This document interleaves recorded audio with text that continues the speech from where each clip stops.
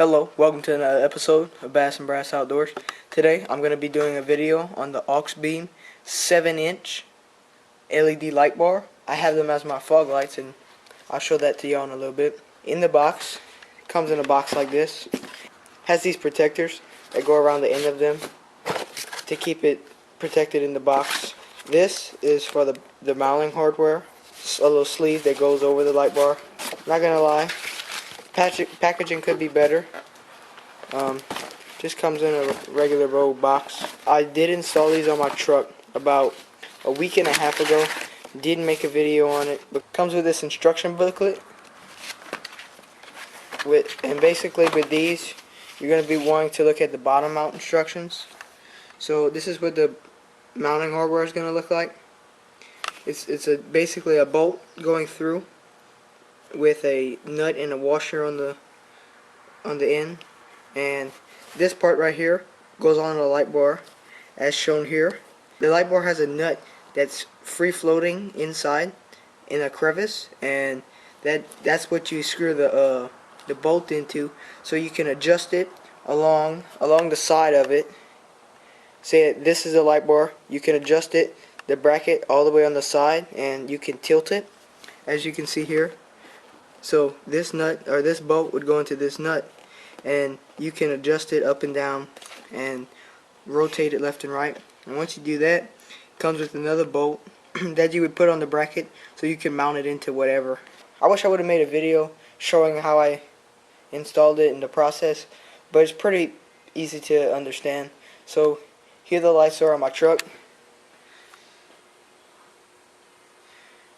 As you can see, I've got the 22-inch in the bumper and two 7-inch light bars as my fog lights.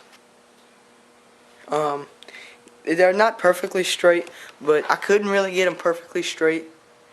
They are a little crooked, but the 7-inch light bar really looks good, because if you look at the original fog lights, they're basically the same. The original fog lights are a little longer, but that's because they sit more back. And you may be wondering how I wired it. I just cut the original fog lights and then spliced it in to the wiring, these light bars, but I'll show you how I did that. You can kind of see right there the mount with the bolt going through underneath. Unlike the ones where people put like two LED pods, some people put like one right here and one right here, one sticking out more than the other, which I like that too, but you get the same amount of lumens with these as you would if you put just two pods. These light bars are the 7-inch 36-watt Cree flood beam. I got the flood beam because I figured it'd give more light on the road than the spot.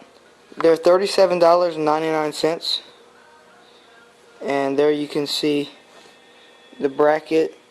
That's the old bracket. The side view, that's it on.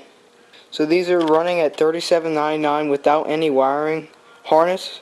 All you have is the wiring that comes out of the light bar, and they're 3600 lumens a piece and are rated for 50,000 hours of working life, which is about 5 years plus.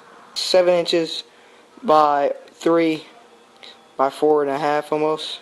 Aluminum body, waterproof, dustproof, shockproof, all that good stuff. So I'm gonna go underneath the truck, show y'all what it looks like. I don't know how easy it's gonna be for y'all to see, but this wiring right here coiled up is from my LED light bar that I have mounted in the bumper. You can see it right there. That bolt right there with the nut is with the light bar. What I did was I lined the light bar into the crevice where the original fog lights were, just to make sure that I had it straight. Knew where I needed to drill, so then I marked it with a pin and basically drilled a hole a little less in diameter than the actual bolt itself. And once I did that, I took the light bar, kind of wedged it in there, that way I can get the bolt through. Once it sat flush, I tightened it on there with the washer and the nut, made sure it wasn't going to go anywhere.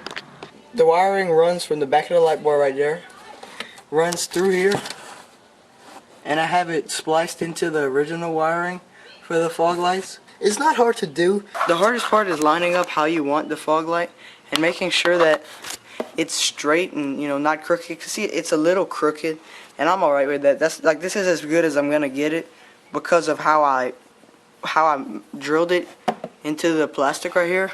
There's a little movement, but it's literally not going anywhere. Like, I've driven with these on for about a week and a half, 2 weeks, and they've been good. It's been raining a lot, and no water's gotten into them. They're just really dirty right now. These are the flood.